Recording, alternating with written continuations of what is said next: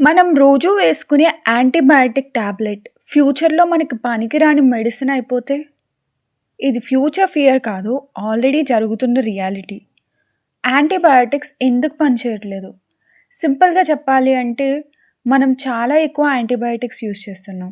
ఇండియాలో సిట్యుయేషన్ ఎలా ఉందంటే, కోల్డ్ వచ్చినా, థ్రోట్ పెయిన్ వచ్చినా, ఫీవర్ వచ్చినా, డైరెక్ట్‌గా యాంటీబయాటిక్ వేసేస్తున్నాం. ఈవెన్ మైనర్ ఇష్యూస్ కూడా స్ట్రాంగ్ యాంటీబయాటిక్స్ యూజ్ చేస్తున్నాం. కానీ సైన్స్ చెప్పేది ఏంటంటే, యాంటీబయాటిక్స్ బ్యాక్టీరియా కోసం మాత్రమే వాడాలి. వైరస్ కోసం కాదు. కోల్డ్, కఫ్, వైరల్ ఫీవర్ అనేవి వైరస్ వల్ల వస్తాయి. యాంటీబయాటిక్ వేసుకుంటే వైరస్ ఏం చనిపోదు. కానీ మన బాడీలో ఉన్న good bacteria and bad bacteria అన్నీ ఎఫెక్ట్ అవుతాయి.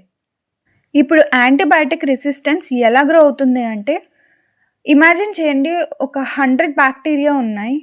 యాంటీబయాటిక్ వేసాం. మనం 2-3 డేస్‌లో బాగా అనిపించింది అని మెడిసిన్ ఆపేసాం. ఫుల్‌గా కోర్స్ కంప్లీట్ చేయకపోవడం వల్ల వీక్ బ్యాక్టీరియా చనిపోతాయి. స్ట్రాంగ్ బ్యాక్టీరియా మిగులుతాయి. మిగిలిన స్ట్రాంగ్ బ్యాక్టీరియా ఇంకా స్ట్రాంగ్ అవుతాయి.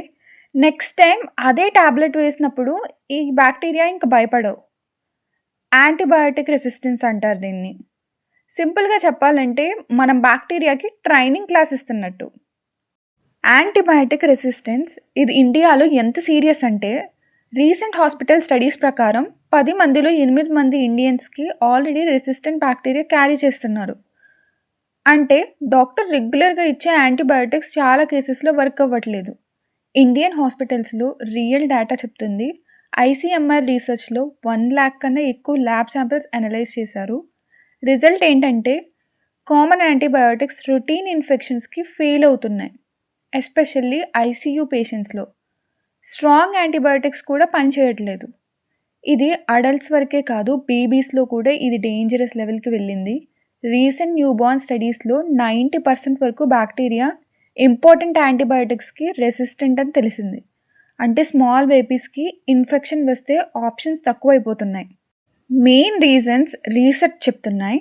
డాక్టర్ ప్రిస్క్రిప్షన్ లేకుండా యాంటీబయాటిక్స్ యూజ్ చేయడం, ఫార్మసీలో డైరెక్ట్‌గా కొనడం, ప్రిస్క్రైబ్ చేసిన మెడిసిన్ 2-3 డేస్‌లోనే మెడిసిన్ ఆపేయడం, అండ్ ఫ్రెండ్స్‌కి, ఫ్యామిలీ మెంబర్స్‌కి ప్రిస్క్రైబ్ చేసిన మెడిసిన్‌ని కాపీ చేసి మనం వాడడం.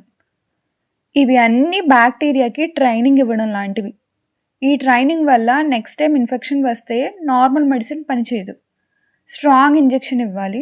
హాస్పిటల్ స్టే ఎక్కువ అండ్ కాస్ట్ పెరిగిపోతుంది. రిస్క్ పెరిగిపోతుంది.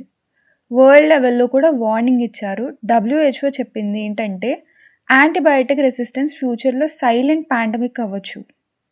India already high population, easy antibiotic access, sanitation issue వల్ల high risk country.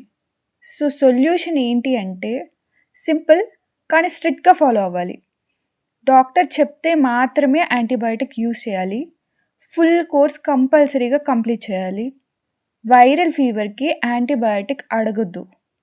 And left over టాబ్లెట్స్‌ని future కోసం సేవ్ చేయొద్దు.